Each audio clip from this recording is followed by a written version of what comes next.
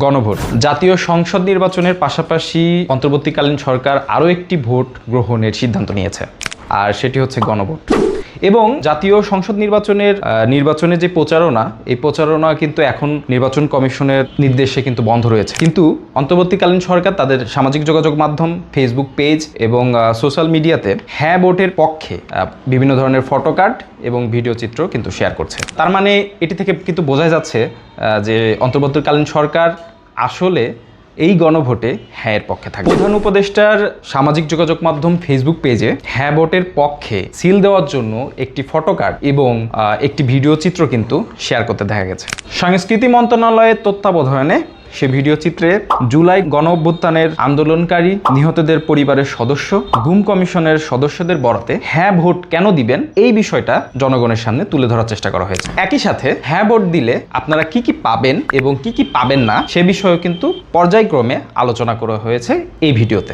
চলুন দেখা যাক কি কি রয়েছে হ্যাঁ ভোট দিলে এবং কি কি জনগণ এই হ্যাঁ ভোট থেকে পাবে। আমরা চলে এসেছি গণভোটের জন্য অন্তর্বর্তীকালীন সরকার হ্যাঁ এর পক্ষে যে প্রচারণা চালাচ্ছে সেই প্রচারণার জন্য যে ওয়েবসাইটটি রয়েছে সেই ওয়েবসাইটটির নাম হচ্ছে গণভোট.gov.bd।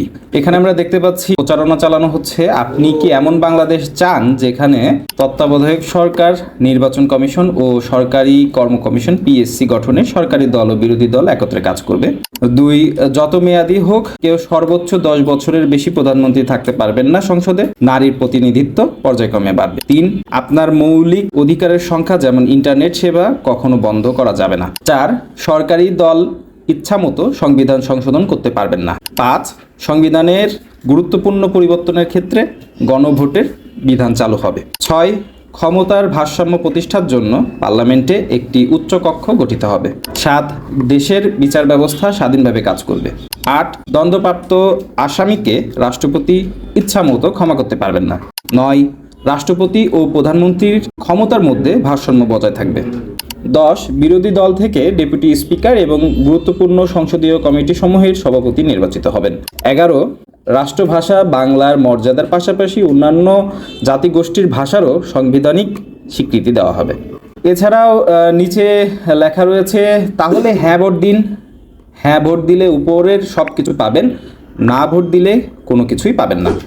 মনে রাখবেন পরিবর্তনের চাবি এবার আপনারই হাতে। এছাড়াও বিভিন্ন ধরনের গ্যালারি, ফটো, ভিডিও এই ওয়েবসাইটে শেয়ার করা হয়েছে। এখন সিদ্ধান্ত নেবে জনগণ। সবকিছু আলোচনা পর্যালোচনা করার পর অ্যাকচুয়াল যেই সিদ্ধান্তটা আছে, চূড়ান্ত সিদ্ধান্ত, এটি কিন্তু ভোটের পরেই দেখা মিলবে। 12 ফেব্রুয়ারি ভোটের মাধ্যমেই স্পষ্ট হবে জনগণ কি হ্যাঁ ভোটের পক্ষে ভোট দিচ্ছেন নাকি না ভোটের পক্ষে।